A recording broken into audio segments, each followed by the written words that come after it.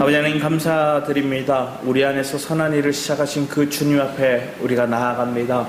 더 이상 육신에 매여있는 그런 모습들이 아니라 우리의 약함과 우리의 낙심된 그런 우리의 마음들로 인해 우리가 무너지는 삶 속에 우리가 아버지 하나님 주저앉아 있는 것들이 아니라 하나님의 말씀을 다시금 붙들고 아버지 하나님 껴있기를 원합니다. 주님의 생명을 통해서 우리가 다시 주를 바라보기 원합니다. 그 주님 우리의 함께 하심을 믿음으로 이 시간 말씀이 선포될 때 아버지 하나님 우리의 영이 아버지 하나님 깨어나는 시간 되게 하여 주셔서 감사드렸고 주 예수 그리스도의 이름으로 기도드렸습니다. 아멘. 이 시간 우리 함께 보실 말씀은 예레미야 20장입니다. 예레미야 20장 1절에서 3절까지의 말씀입니다.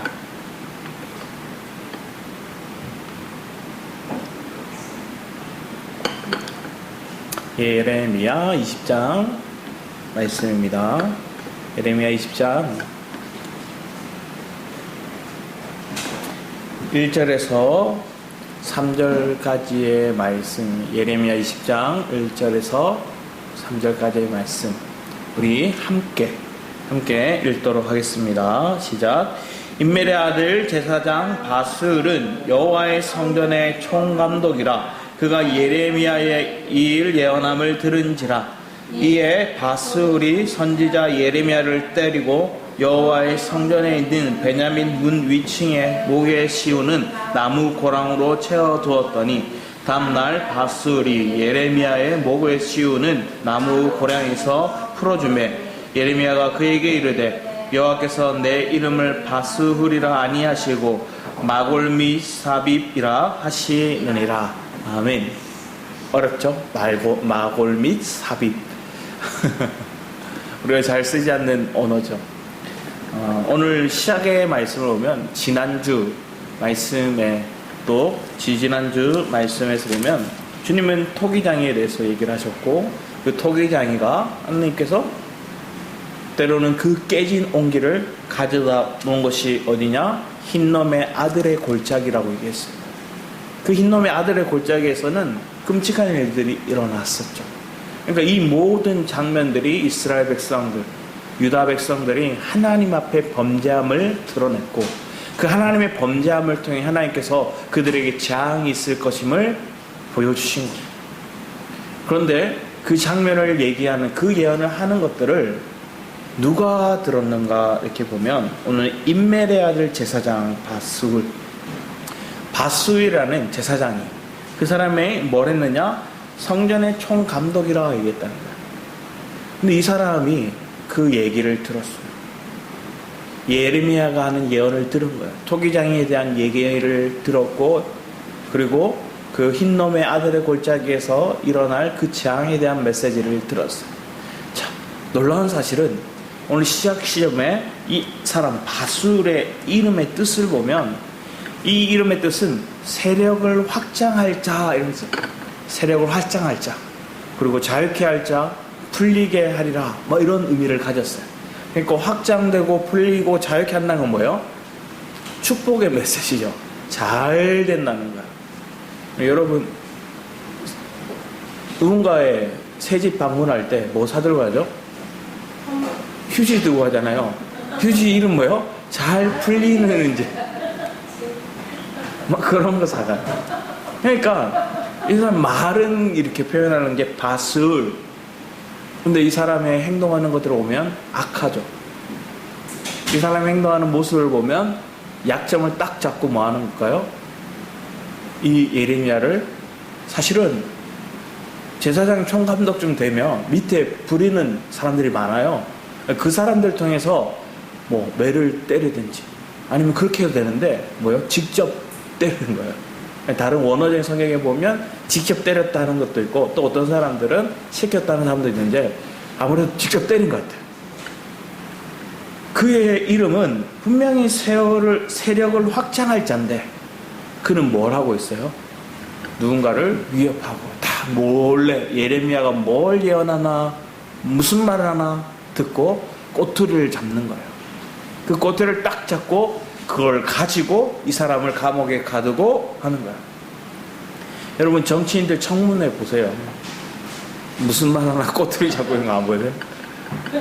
말하면 딱 잘못하면 뭐요? 바로 막 쏘아붙이듯이. 여러분, 가정이 만약에 이렇게 되면 그 가정은 평안이 없죠. 잘 풀리려면 이렇게 꼬투리 잡아서는 안 되는 거예요. 근데 이 사람의 인생은 뭐예요? 꼬투리를 잡는 거예요. 말 한마디 뒤에 딱 그 사람이 무엇을 표현하는지, 아니면 그 사람의 말과 그 의미를 분명하게 모른 채 그냥 말만 딱 붙잡고 그 사람을 어떻게 할까요? 몰아세우는 거예요. 지금 예레미야를 그렇게 하고 있어요. 그래서 예레미야가, 이 총감독이 예레미야를 잡아왔는데 악한 목적으로 이 예언하는 말들을 들었던 거예요. 토위장의 어떤 그 생활의 모습들, 그리고 흰놈의 아들의 골짜기에서 일어나는 그 온기를 깨트리고 그 불이 활활 타오르는 그 장면의 모습들, 그 메시지를 하나님이 주신 말씀대로 딱 전했는데, 예레미야 한 건 뭐예요? 하나님이 감동 주셔서 그걸 말한 것밖에 없어요. 자, 그 재앙에 대해서 지금까지 이스라엘, 남유다에 하나님이 재앙을 주실 건데 저 북쪽에서 그 재앙이 온다는 것들의 메시지를 계속 줬어요. 자, 그런데 그 이름에 대해서 이렇게 얘기를 합니다. 뒤에 보면 2절에 바스의 선지자 예레미야를 때리고 나오죠. 때리고 여호와의 성전에 있는 베냐민 문 위층에 목에 씌우는 나무 고랑으로 채워두었더니 다음날 바스엘이 예레미야의 목에 씌우는 나무 고랑에서 풀어주매 예레미야 그에게 이르되 여호와께서 내 이름을 바스훌이라 하냐고 마골 및 사빕이라 해라. 이 마골 및 사빕이라는 뜻은 밑에 보면 뜻이 있어요. 사방으로 들여오며, 이 영어 성경을 보면 terror on every side, 그러니까 사방이 테러다 이런 뜻이에요. 온 사방이 테러다. 온 사방이 그의 삶 속에 뭐 하는 거예요? 두려움으로 가득한 일이 일어나는 거예요. 자, 네가 나를 예레미야를 때렸고 하나님의 말씀을 전하는 그 예레미야를 때렸고, 왜? 자기는 지금 뭐래요? 축복의 메시지를 주고 있어요. 잘 풀릴 거야, 세력이 확장될 거야, 잘 기다려. 그런 이름을 가진 그 사람이 지금 예레미야가 하는 말을 봤더니 이 나라가 망하게 생겼고 이 기득권들은 다 죽게 생겼고 저 불 가운데 던져질 것 같은 그 재앙의 메시지를 예레미야가 던지는 걸 들으니 속에서 불이 활활 타고, 그리고 혈기 등등해서 누구를 죽이려 했던 거예요? 이 예레미야. 그래서 매를 때리는 거예요. 태형을 하는 거예요. 태형을 하고 그 뒤에 그랬더니 그 다음날에 뭐 하는 거예요? 여기 보면 그 목에 그 나무 고랑을 채워두고 나무 고랑을 풀어줬다는 건, 우리가 예전에 보면 뭐 조선왕조 500년이나 아니면 춘향전 이런 거 보면 이게 쓰고 있잖아요. 이런 칼을. 그런 것처럼 이걸 딱 그를 가두고 갇힌 인생으로 우리의 삶 가운데 예레미야는 어떤 마음이 들었을까요? 자, 그런데 이때 그는 하나님이 주는 마음이 있었어요. 그것도 전하는 거예요. 전하면서 그걸 뭐라는 거예요? 이 이름에 대해서 얘기를 하는 거예요. 그 이름의 별명을 마골 및 사빕이라 얘기하다 너희가 사방으로 두려움이 네게 있을 거다 이렇게 얘기를 했고, 그 존재가 누군가를 이제는 더 그건 명확하게 해요. 이전에는 바벨론이라는 얘기를 하지 않았었거든요. 북쪽에서 이렇게 온다는 얘기를 했었지만 오늘 분명히 얘기를 하는 거예요. 그리고 이 마골 및 사빕에 대한 메시지를 우리 위에 볼까? 예레미야 우리 말씀 앞에 보도록 하겠습니다. 6장 22절에서 25절 말씀을 같이 한번 앞에 보면 나와 있습니다. 6장 22절에서 25절 말씀 보면 같이 한번 읽어보겠습니다. 시작. 여호와께서 이와 같이 말씀하시되 보라, 한 민족이 북방에서 오며 큰 나라가 땅끝에서부터 떨쳐 일어나나니 그들은 활과 창을 잡았고 잔인하여 사랑이 없으며 그 목소리는 바다처럼 호여하는 소리라. 그들이 말을 타고 전사같이 다 대열을 벌이고 시온의 딸인 너를 치려하느니라 하시도다. 우리가 그 소문을 들었으므로 손이 약하여졌고 고통이 우리를 잡았으므로 그 아픔이 해산하는 여인 같도다. 너희는 밭에도 나가지 말라. 길로도 다니지 말라. 원수의 칼이 있고 사방에 두려움이 있으며. 여기 나오죠. 사방에 두려움. 사방의 두려움에 대해서 얘기를 하는 거예요. 그게 어디서 온다? 북방에서.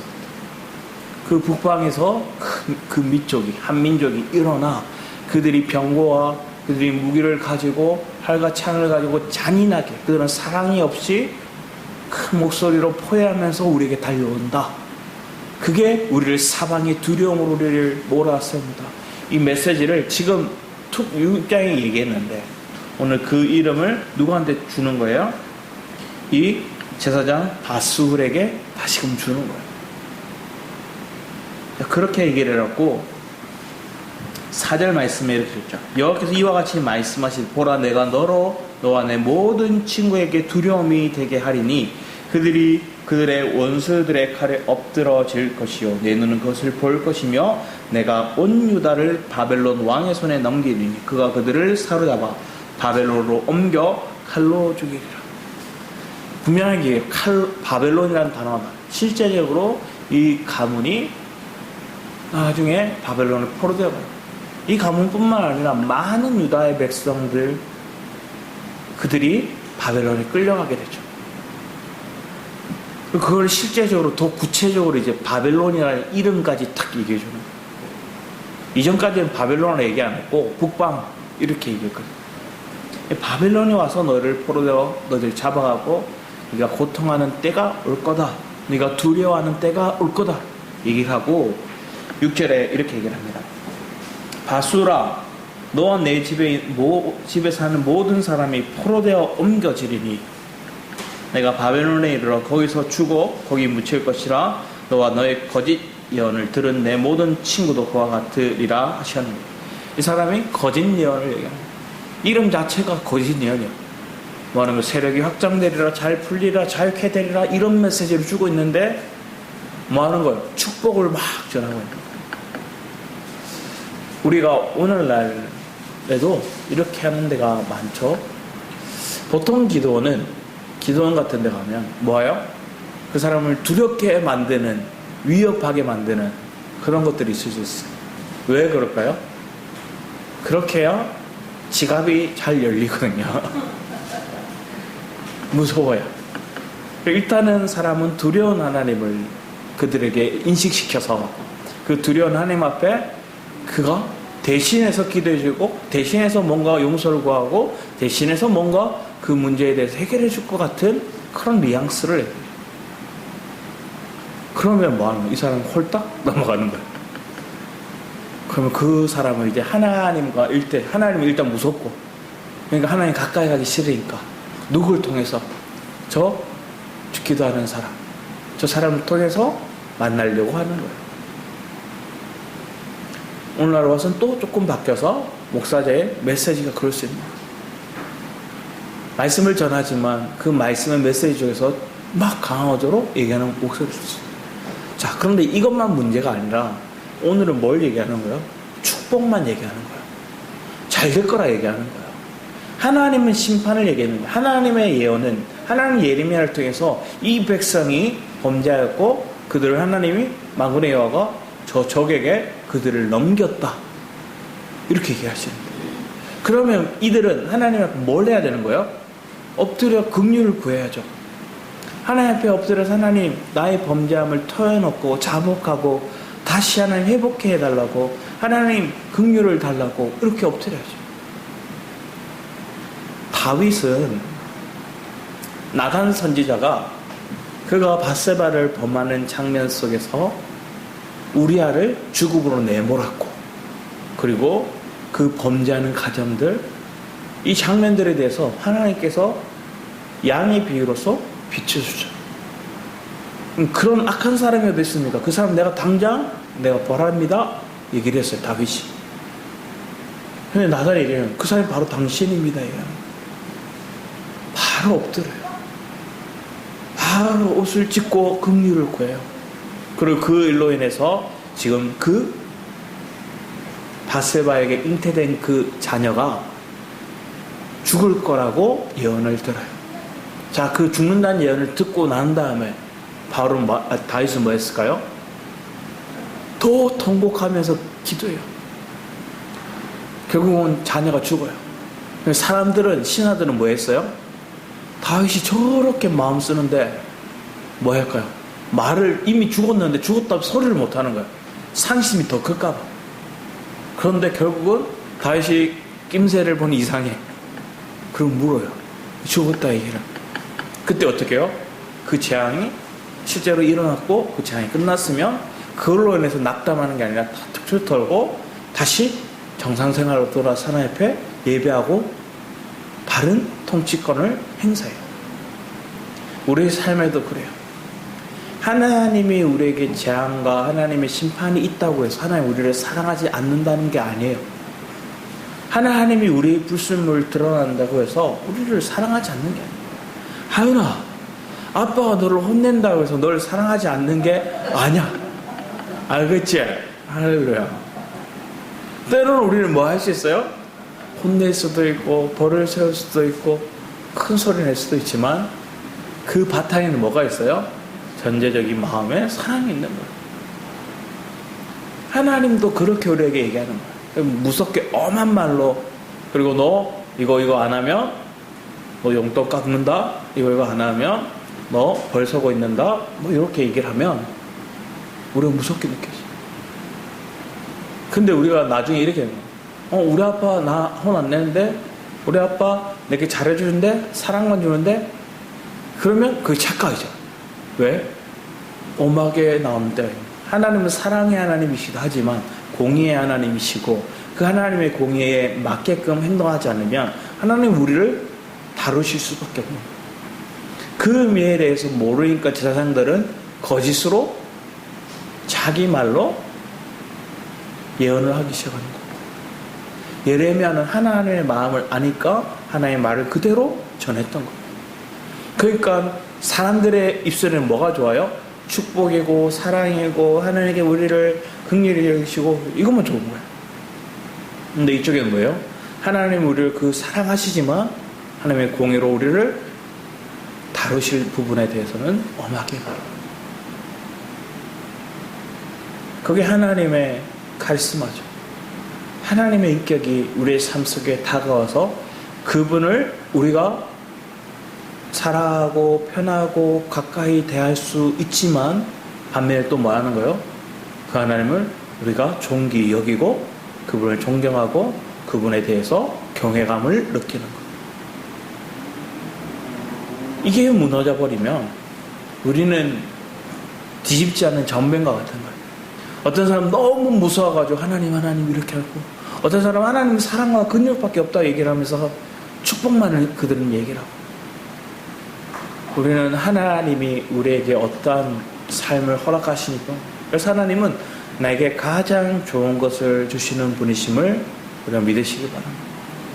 때로는 이해되지 않을 때, 때로는 답답함을 느낄 때, 그때에도 하나님은 더 깊이 우리를 끌어가시는 거예요. 매를 맞고 옥에 갇혀있는 그 예레미야의 마음이 어땠을 거예요. 근데 하나님 또 말씀을 주시고, 자, 솔직한 얘기를 이제 7절 이하의 예레미야가 사람들에게 얘기하는 게 아니라 하나님 앞에 얘기하기 시작합니다. 하나님 앞에 솔직함을 토해내는 거예요. 어떤 분들이 이런 얘기를 하더라고요. 나는 지금까지 한 번도 하나님을 믿고 난 다음에 넘어지 본 적이 없습니다. 하나님 앞에 마음 상해 본 적이 없습니다. 난 날마다 할렐루야입니다. 이렇게 얘기하면, 그래서 조금 우리 경계할 필요가 있어요. 왜 그럴까요? 우리의 상관 하나님은 날마다 그런 은혜를 우리가 주시고 싶어 하시지만 내 인격상 내 삶의 태도에 있어서 나는 온전치 않거든요. 온전치 않게 하나님은 그걸 다루시는 과정들이 있어요. 사람을 통해서든 물질을 통해서든. 그러면 그때 느껴지는 낙담하는 마음들, 낙심되는 상황들이 우리에게 온다는 말이에요. 여러분 뭐 여기 김포에 오셔가지고 너무 날마다 할렐루야 하시지는 않으셨을 거 아니에요. 근데 믿음 안에서 우리는 할렐루야라고 고백하는 거고, 왔지만, 김포로 왔지만, 여러 가지 상황 속에서 이해되지 않는 상황들이 겪기도 하고, 거꾸로 가는 상황들을 겪기도 하고, 오히려 더 반대되는 상황들이 내게 닥쳐서 왜 이렇지 하는 의문이 들기도 하고, 그러다 차라리 오지 말까 하는 생각도 막 오는. 그게 인간입니다. 저라고 없었을까요? 노코멘트 하도록 하겠습니다. 여러분의 믿음의 은혜 안에서 생각하시기 바랍니다. 우리 안에서 우리는 그런 모습들이 있어요. 그걸 지금 그 내면을 보여주는 거예요. 자, 6절까지의 말씀은 하나님 더 깊은 세계로 예레미야를 통해서 막 그의 이름을 바꾸기도 하고 바벨론이라는 명칭까지 분명하게 더 선명하게 그 하나님의 재앙의 메시지를 줬던 깊이 있는 영적인 메시지를 줬는데, 반면에 7절 이하의 예레미야의 모습을 보면 예레미야가 왜 이래? 이런 모습이 있어요. 한번 읽어보겠습니다. 여호와여, 주께서 나를 건류하심으로 내가 그 건류를 받았사오며 주께서 나보다 강하사 이기셨으므로 내가 조롱거리가 되니 사람마다 종일토록 나를 조롱하나이다. 자, 이 말의 의미는 내 말하기 싫은 하나님 말하라 해서 하나님 이겼습니다. 하나님 그 말하는 거 말했습니다. 하나님 말하는 거, 하나님 나를 이겼기에 내 마음에 감동을 줘서 그 감동을 내가 거부하고 싶었지만 그 주님을 내가 이길 수가 없어서 그 주님 주시는 감동을 따라 메시지를 전했는데, 전하면 전할수록 하나님 내가 조롱거리가 됐습니다. 하나님 왜 이러십니까? 이 얘기를 먼저 툭 던지는, 사람마다 종일토록 나를 하나님 그냥 한 번 조롱하는 게 아니라 시시때때로 와서 잊을만 하면 와서 조롱하고, 잊을만 하면 조롱하고, 잠들려고 하면 깨워서 조롱하고, 밥 먹을 때 밥 먹으려고 하면 또 조롱하고. 여러분이 그런 상황이 되면 여러분 마음이 어떨까요? 아, 그만하고 싶다 생각이 안 들까요? 이 뭐야 이거? 하나님 뜻대로 했는데, 하나님 말씀 그대로 전했는데, 이건 뭐 하나님 축복이 아니라 오히려 더 저주고 오히려 더 끔찍한 상황이, 두려운 상황이 내게 닥쳐. 내가 견딜 수가 없다. 8절에 내가 말할 때마다 외치며 파멸과 멸망을 선포함으로 여호와의 말씀으로 말미암아 내가 종일토록 치욕과 모욕거리가 됨이니이다. 얼마나 마음이 상할까요? 예레미야의 마음이 한편에서는 이해가 돼요. 다 이해할 수는 없지만 한편에서 이해가 돼요. 왜 이렇게 하나님 뜻을 따라 온다고 왔는데, 하나님 뜻대로 전한다고 전했는데, 그래서 그만하고 싶기도 하고 모욕과 치욕을 당하는 그 상황을 겪는 거예요. 자, 예수를 믿고 이런 상황이 우리에게 겪게 되는 거예요. 그러면 여러분 마음은 1차적으로 그런 생각이 드는 거예요. 하나님 앞에 내가 뭐 잘못했나? 아니면 아닌데 하나님 앞에 내가 말씀대로 살았는데, 근데 왜? 한번 마라의 쓴물을 생각해보세요. 마라의 쓴물은 어떻게 된 거예요? 주님이 출애굽 헤라에서 왔고 홍해 앞에 섰을 때 두려웠지만 그 하나님의 역사를 통해서 모세의 그 하나님의 역사를 통해서 홍해가 갈라지고 건너왔어요. 그리고 그들은 하나님이 와 우리와 함께 하시구나 느꼈어요.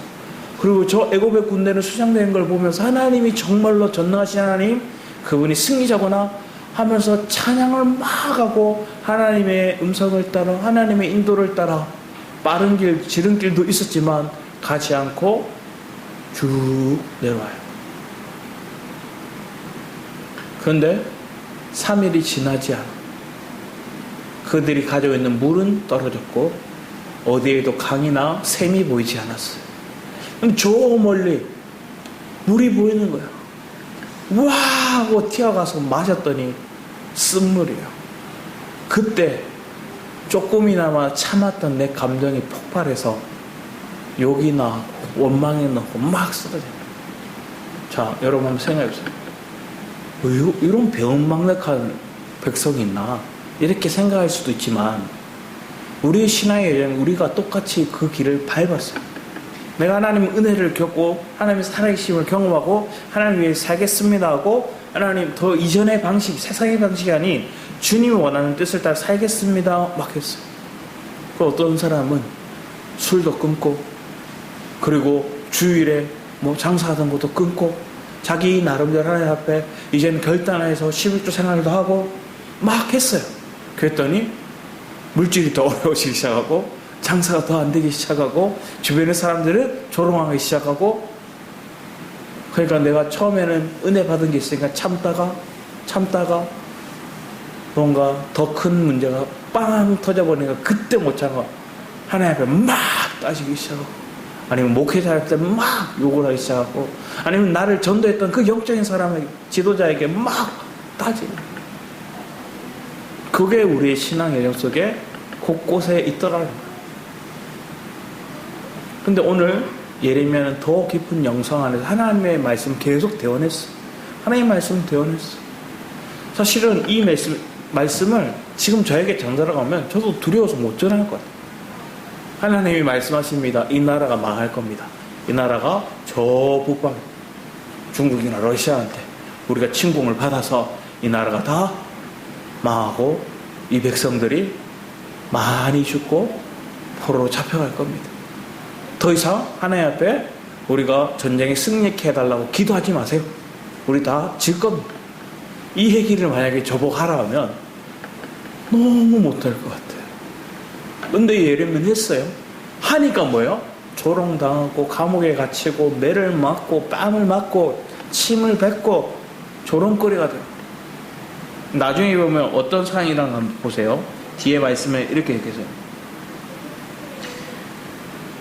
10절 말씀 보면 이렇게 나는 무리의 비방과 사방이 두려움을 들었나이다. 그들이 이르기를 고소하라 우리도 고소하리라 하오며 내 친한 벗도 다 내가 실족하기를 기다리며 그가 혹시 유혹을 받게 되면 우리가 그를 이기어 우리 원수를 갚자 하네. 나를 넘어뜨리려고 사실은 내 친한 벗 내 가까이 있는 그 사람도 나를 욕하고 조롱하고 이 제정신이 아니야 이거. 그 얘기 들으면 어떤 마음이 들어요?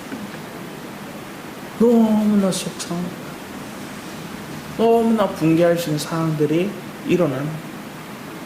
만약에 하나님이 전하라해서 전하는데 이 상황이 오면 여러분 마음이 어떨까요?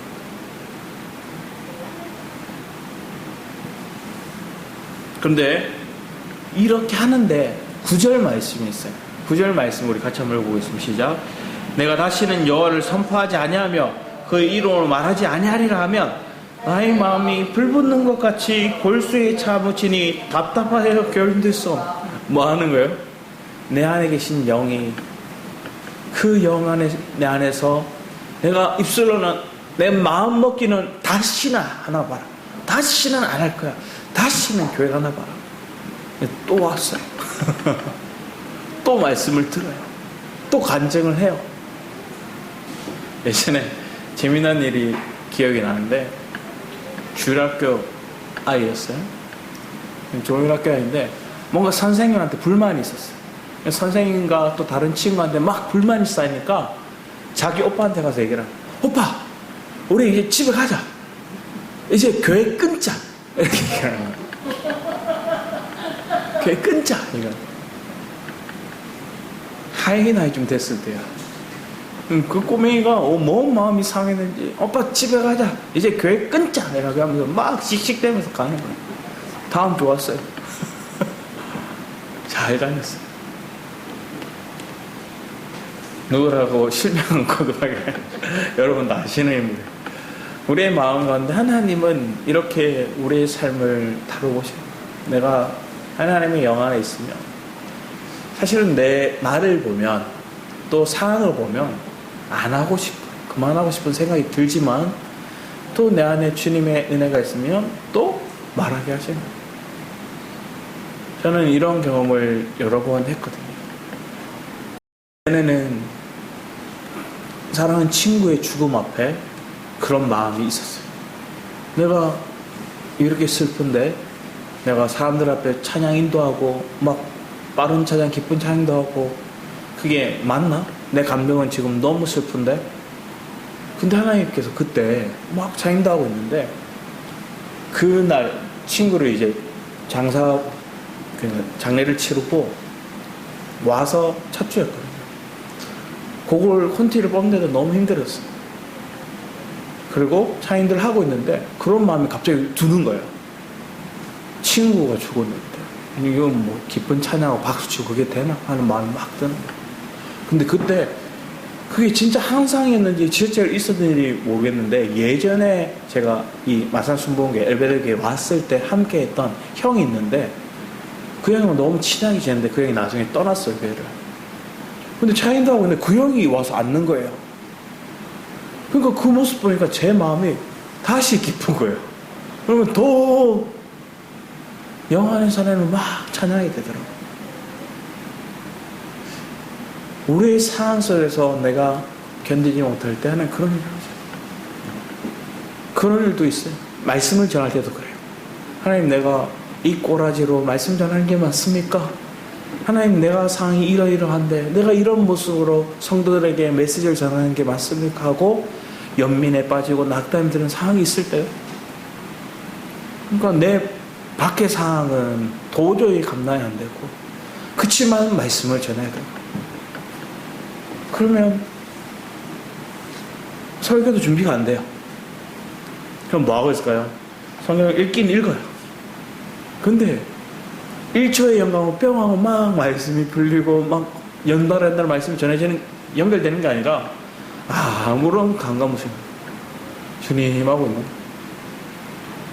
그 서요. 그 놀라운 사실은 준비하려고 했던 그런 거 아니면 옛날에 했던 거, 그런 거 이렇게 힌트 삼아서 하려고 했던 그 상황 속에서 하나님이 그 마음에도 그런 상황에도 내가 하나님의 말씀을 전하기 위해 서면 하나님 안에서 말씀하게 하시는 거예요. 그날은 또 하나님의 은혜가 막 흘러나가는 게 제가 이렇게 놀라는 거예요. 왜? 내가 준비한 메시지가 아닌 게 계속 흘러나가거든요. 그러니까 내 안의 영이 주님이 주체 못하고 말하게 하는 거예요. 지금 예레미야 그 얘기하는 거예요. 나는 다짐을 했고 내가 입술로도 이제는 안 할 거야 했는데, 내 안의 영에서 이 깊은 곳에서 그 뜨거움이 말 안 하면 안 될 것 같은 마음을 막 부어주셔요. 여러분, 이런 마음으로 전도하시길 바랍니다. 할렐루야. 이런 상대가 보여서 이런 말하지 않으면 막 하나님 주시고, 가서 말하는데도 기도하면서 말해야 돼요. 왜? 막 말하게 한다고 너무 내 자랑 마음에 그 사람이 어떤 마음이 들까요? 니 잘났다 그래 이렇게 얘기했어요. 하나님이 감동을 따라 하나님이 내가 상황이 어떤지 그 사람도 알다면 그 상황 속에 내가 버틸 수 있는 힘이 주님이었다는 메시지, 주님이 나를 이끌어왔다는 것에 대한 생명, 은혜를 전하겠죠. 그게 말할 수 없는 뜨거움에서 전하는 거예요. 전했는데 저 사람이 어떤 말을 하든 때로는 조롱을 하고 욕을 하고 비방을 하고, 네 인생이나 똑바로 살아, 지금 네 가정이나 바로 세워, 이런 말이 들리더라고요. 하나님이 전화해서 전했는데 이 상황이 왜 옵니까? 할 수 있지만 또 기도하는 거예요. 왜? 주님과 계속 영안에서 교제하고 주님의 음성이 내게 오니까 내가 뭐 하는 거예요? 이 상황 속에서도 다시금 복음을 전하는 거예요. 11절 말씀, 그러나 여호와는 두려운 용사 같으시며 나와 함께 하심으로, 이렇게 얘기합니다. 여러분, 주님이 함께 하시면, 내 친구마저 나를 버리고 나를 조롱하는데 주님이 나와 함께 하신다 고백하는 거예요. 우리 뒤에 말씀을 잠깐 볼까요? 고린도서 11장 23절 27절 말씀에 보면, 우리 같이 한번 읽어보겠습니다. 시작. 그들이 그리스도의 일꾼이나 정신없는 말을 하거니와 나는 더 그러하도다. 내가 수고를 넘치도록 하고 옥에 갇히기도 더 많이 하고 매도 수없이 맞고 여러 번 죽을 뻔하였으니, 유대인들에게 40에 하나 감한매를 5번 맞았으며 3번 태장으로 맞고 1번 돌로 맞고 3번 파선하고 일주일을 깊은 바다에서 지냈으며 여러 번 여행해서 강의 위험과 강도의 위험과 동족의 위험과 이방인의 위험과 신의 위험과 강야의 위험과 바다의 위험과 거짓 형제주의 위험을 당하고 또 수고하며 애쓰고 여러 번 자지 못하고 줄이며 목마르고 여러 번 굶고 춥고 헐벗은 사실은 예레미야보다 더 심한 고통을 당한 게 바울이에요. 그런데 이 바울은 이 상황 속에서 그 마음의 고백 속에서 이 예레미야처럼까지는 안 가더라고요. 왜 그럴까요? 예레미야 시대는 내주하는 영이 아니죠. 근데 신약 시대는 내주하는 영입니다. 그 내주하는 영 안에서 바울은 살아가기에 그의 인생 가운데 자기의 약함을 알고 죄인 중에 괴수임을 알기에 자신이 어떠함을 알기 때문에 이런 수고를 겪어도 기꺼이 자기가 하나님의 사도로 부르심에 그는 기뻐함으로 감당하더라. 우리는 이런 장면들이 우리 안에 있기를 바랍니다. 우리가 이 넉넉히 이기며 나갈 수 있는 마음, 자족할 수 있는 마음이 우리 안에 있어야 됨을 고백합니다. 자, 그런데 이 사실 속에서 우리 본문 돌아와서 보면 14절 말씀에 이렇게 얘기합니다. 내 생일이 저주를 받았다면 나의 어머니가 나를 낳던 날이 복이 없었다면 자, 다시 뭐 하는 거예요? 엄청난 연민에 빠져서 차라리 내가 안 태어났고 차라리 오늘 내 생일에 재수가 없어가지고 그냥 내가 이 땅에 나오지 않았다. 어머니 나를 낳고 미역국을 드셨나요? 이렇게 나의 어머니가 나를 낳던 날에 복이 없었다면 나의 아버지가 소식을 전해 이르기를 당신이 등남하였다 아버지를 죽게 하던 자가 저주를 받았다면 자기에 대한 자기 생에 태어난 것에 대한 막 저주 너무 고통스러우니까 그런 거야. 어떤 분이 그러더라고요. 너무 고통이 심하니까 막 암을 통해서 계속 막 고통이 심하니까 차라리 하나님 데려가 주세요 이렇게 얘기하는 사람도 있더라고요. 그건 뭘까요? 지금 고통을 못 견뎌서 힘들어서 그런 외를 하는 거야. 지금 예레미야도 너무 견딜 수 없는 사람이에요. 차라리 안 태어났으면 그 생일을 저주하는 거야. 이런 비슷한 고백을 했던 사람이 성경에 있죠. 욥기 3장에 보면 욥도 똑같이 얘기해요.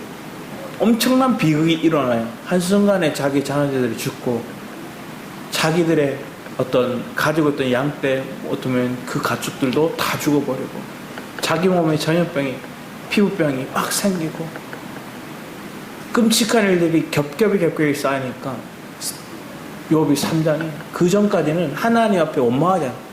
아내가 이렇게 얘기해요. 차라리 하나님을 원망하고 죽어버려라 뭐 이런 말을 아내가 해요. 그런데도 하나님을 내가 신뢰합니다가 얘기해놓고 마음이 요동치기 시작했나 봐요. 그리고 3장의 시작에서 뭐 하는 거예요? 자기 생일을 저주하는 거예요.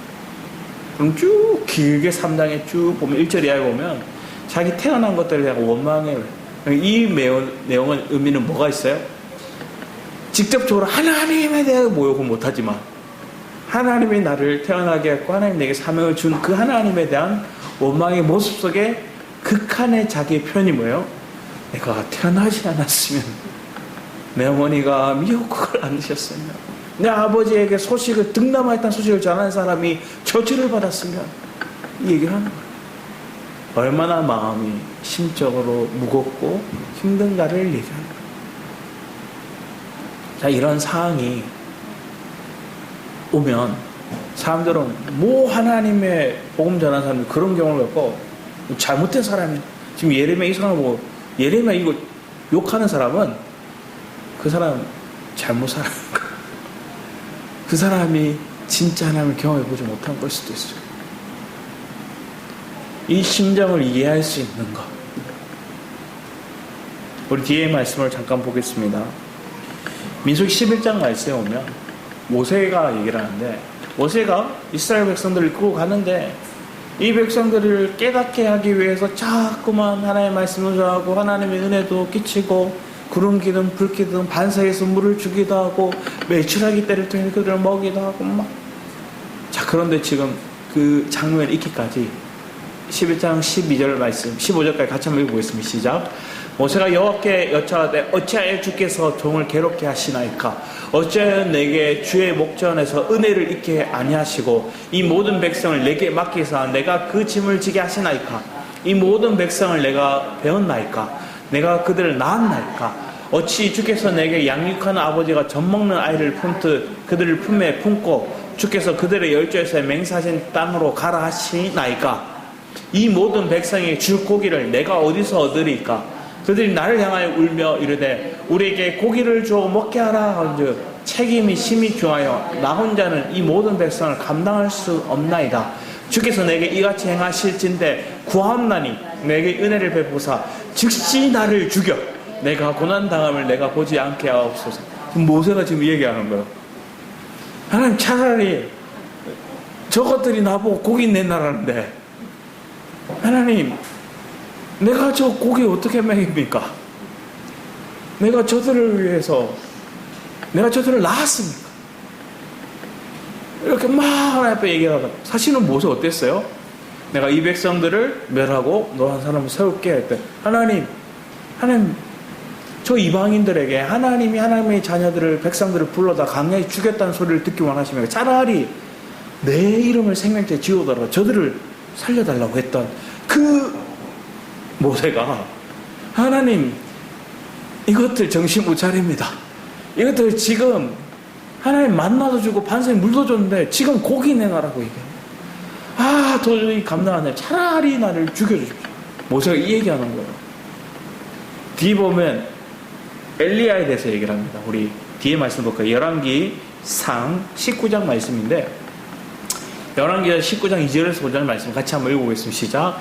이세벨이 사신을 엘리야에게 보내어 이르되 내가 늘 이맘때에는 반드시 내 생명을 저 사람들 중 한 사람의 생명과 같게 하리라. 그렇게 하지 아니하면 신들이 내게 벌 위에 벌을 내림이 마땅하니라 한지라.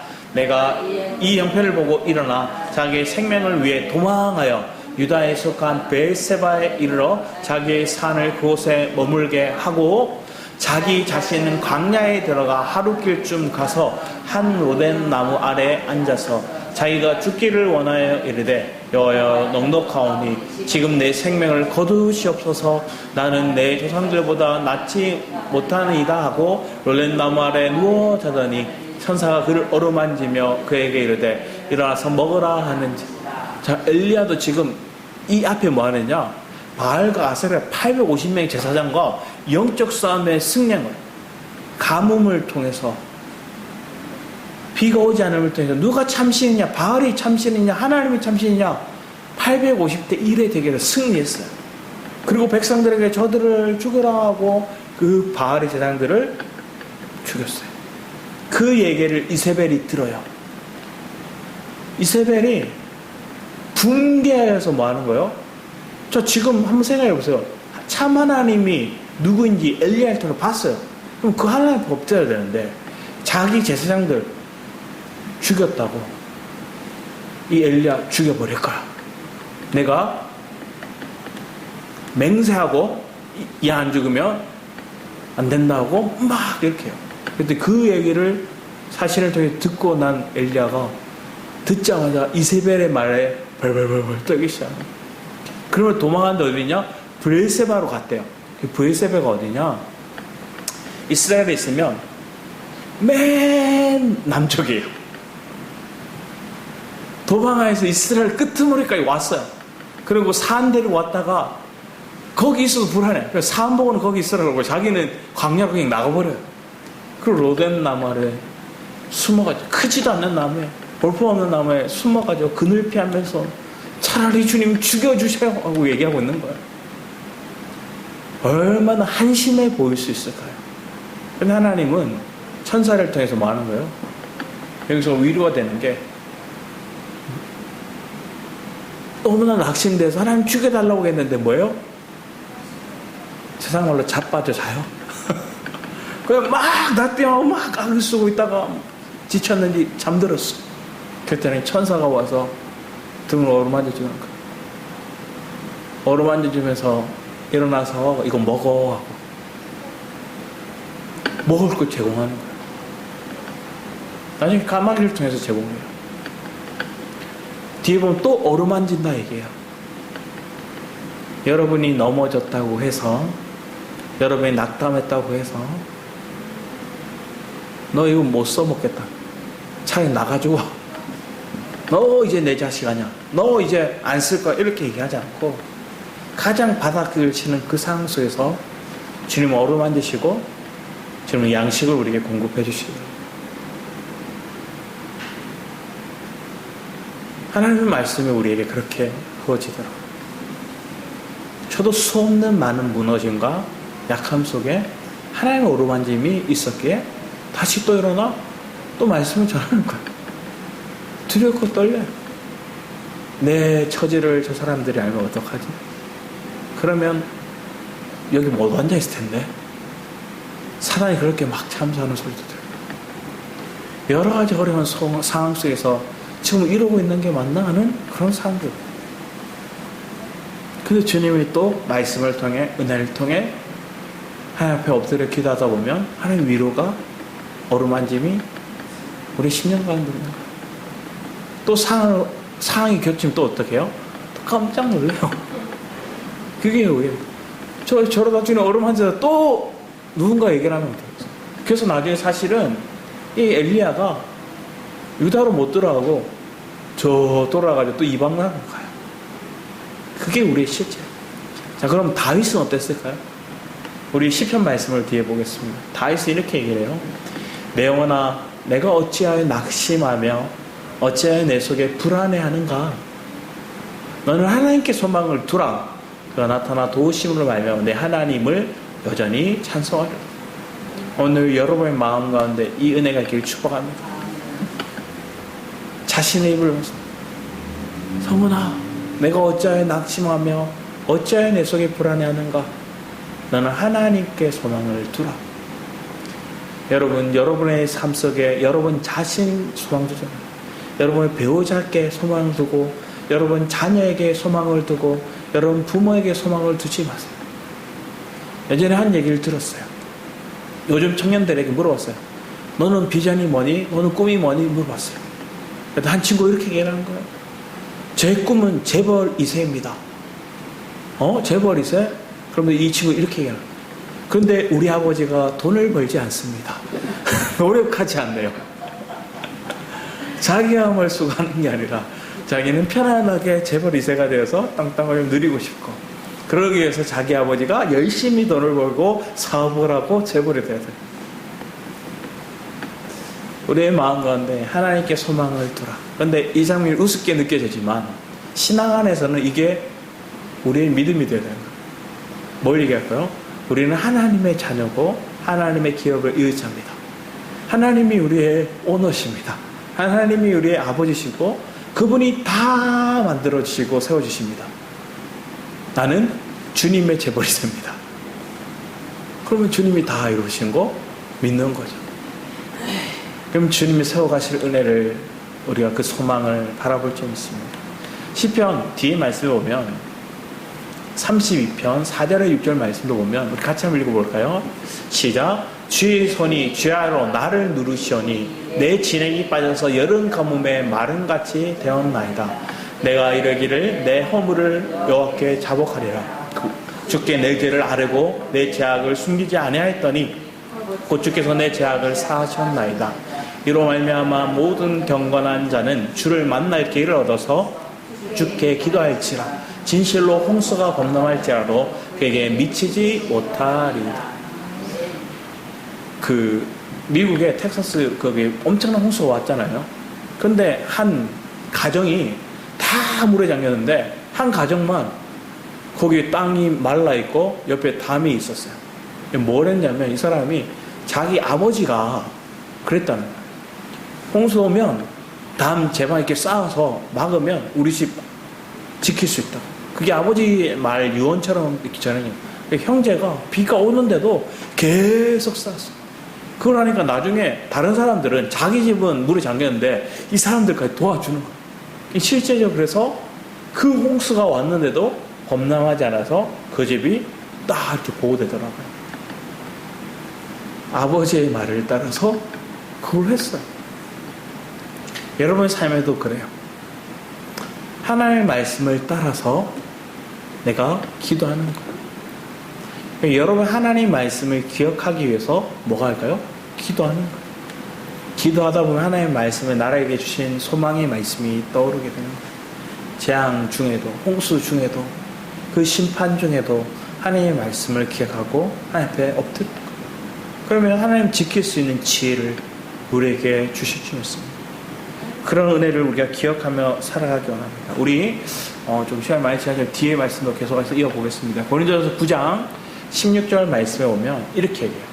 우리 앞에 내용과 비슷한데 같이 한번 읽어보겠습니다. 시작. 내가 복음을 전할지라도 자랑할 것이 없으면 내가 부득불할 일임이라. 만일 복음을 전하지 않으면 내게 화가 있을 것이로. 앞에 예레미야가 얘기를 했죠. 내가 선포하지 아니하리라 얘기했는데 내게 불일 듯 일어나는 고백. 바울도 비슷한 거예요. 내가 하나님 주신 감동이 있으니까 전하지 않을 수 없고, 안 전하면 화가 있을 것 같은 그 마음에서 막 감동이 돼서 전하는 거예요. 자, 우리 마지막으로 우리 뒤에 예레미야 1장 17절. 하나님께서 이 예레미야에게 예언을 주실 때 시작전부터 그에게 하나님의 메시지를 주셨어요. 두려워하지 마라. 우리 같이 한번 읽어보겠습니다. 시작. 그러므로 너는 내 허리를 동이고 일어나 내가 내게 명령한 바를 다 그들에게 말하라. 그들 때문에 두려워하지 말라. 내가 그들 앞에서 두려움을 당하지 않게 하리라. 보라, 내가 오늘 너를 그 온 땅과 유다 왕들과 그 지도자들과 그 제사장들과 그 땅 백성 앞에 견고한 성읍, 새 기둥, 놋 성벽이 되게 하였은즉 그들이 너를 치나 너를 이기지 못하리니 이는 내가 너와 함께하여 너를 구원할 것임이라 여호와의 말이니. 앞에서 바술이 예레미야를 때리고 옥에 가두고 다음날 풀어주면서 얘가 이제 마음 좀 바꿨겠지, 다시는 그런 예언 안 하겠지 했는데 뭐요? 더 강하게 예언을 해버려요. 더 강하게 바벨론이라 얘기해버려요. 더 강하게 네가 그 두려움에 사방으로 두려움에 쌓일 거다 얘기를 해버려요. 자기를 때리고 가뒀던 그 사람 앞에서. 이 사람이 그런 말을 들으면 사실 어떨 것 같아요? 정신 못 차리네. 다시 가두거나 다시 때릴 것 같은데 아무런 액션을 취하지 않고 있어요. 그만큼 영적으로 하나님의 메시지를 강력하게 전하고 있는 예레미야를 보는 거예요. 왜 그랬었어요? 내가 너와 함께하여 너를 구원할 것입니다. 우리 뒤에 말씀을 보면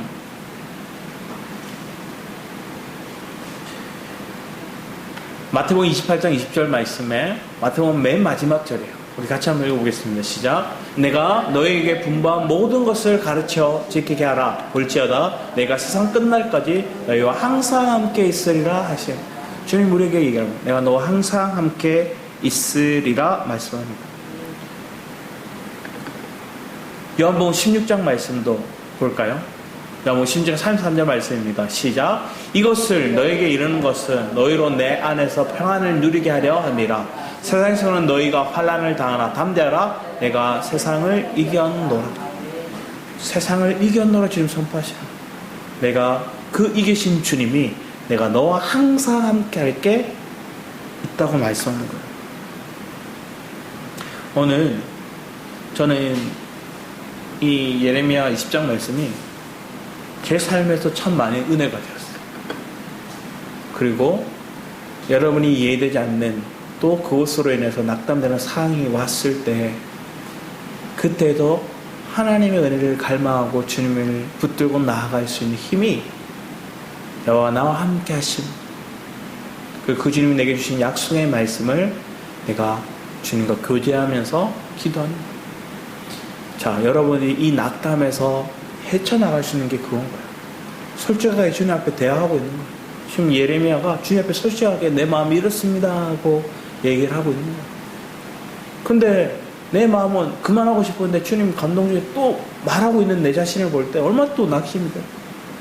그렇지만 또 하나님 이런 상황, 하나님 이기실 것들은 압니다. 왔다 갔다 하는 제정신이 아닌 것처럼 보이는 그런 상황이 우리에게 올 수도 있다는 거예요. 그렇지만 그 상황 속에서도 여러분이 나와 함께 하신 주님을 바라봄으로 이겨나갈 수 있는 은혜가 있기를 축복합니다. 그러면 그 말씀이 여러분을 그 낙담된 상황에서 주님을 바라볼 수 있는 은혜로, 또 이해되지 않는 상황 속에서도 하나님을 찬양하고 감사할 수 있는 그런 믿음의 승리, 여러분의 삶을 이끌어가실 수 있습니다. 기도하겠습니다. 아버지 하나님, 우리 삶 가운데 너무나 하나님의 말씀을 따라 순종하고자 했지만 이해되지 않는, 때로는 외면당하고 때로는 수치를 당하고 때로는 고생이 내 앞에 놓여 있고 때로는 납감과 더 나아가 우울증에 빠질 수밖에 없는 그 상황 속에 우리의 마음이 아버지 하나님 침체를 느낄 때 아버지 하나님 주님 앞에 우리의 마음을 토해놓고 나아가기 원합니다. 그리고 그 주님이 우리에게 주시는 감동을 따라 다시 일어나 아버지 하나님의 말씀을 전하게 하시고 아버지 하나님의 생명을 흘러낼 수 있는 자로, 아버지 하나님 우리의 회복은 나의 어떤 모습이 아니라 옆 사람의 어떠한 모습이 아니라 주님이 나와 함께 하심에 있음을 믿습니다. 주님이 다 이기셨습니다. 이기신 그 주님, 세상에서 내가 환난을 당하나 담대하라 내가 세상을 이겨노라 하신 그 말씀을 믿음으로 다시 일어나 걸어가는 우리 성도들의 삶 되게 하여 주셔서 감사드렸고 주 예수 그리스도의 이름으로 기도드렸습니다. 아멘. 우리 이제 역전대회를 함께 부르며 준비하신 내용을 주님께 드리도록 합니다.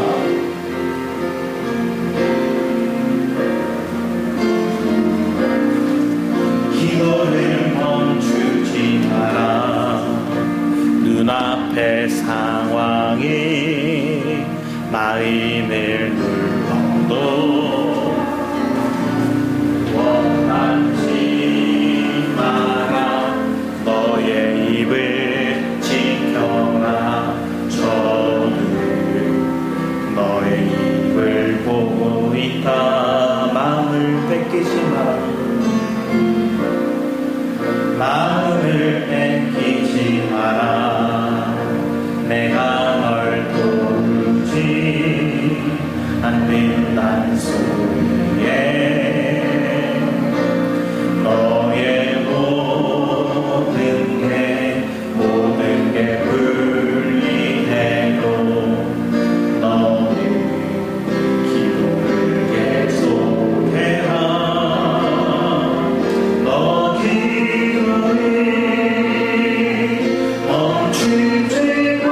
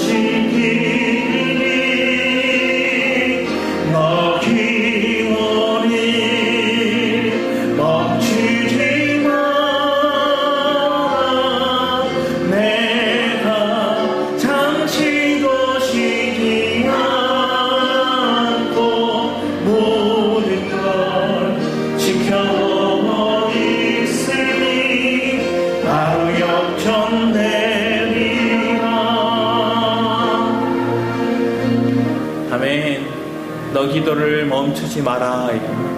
우리가 맨날 교회 와서 기도만 하고 있어야 되나요?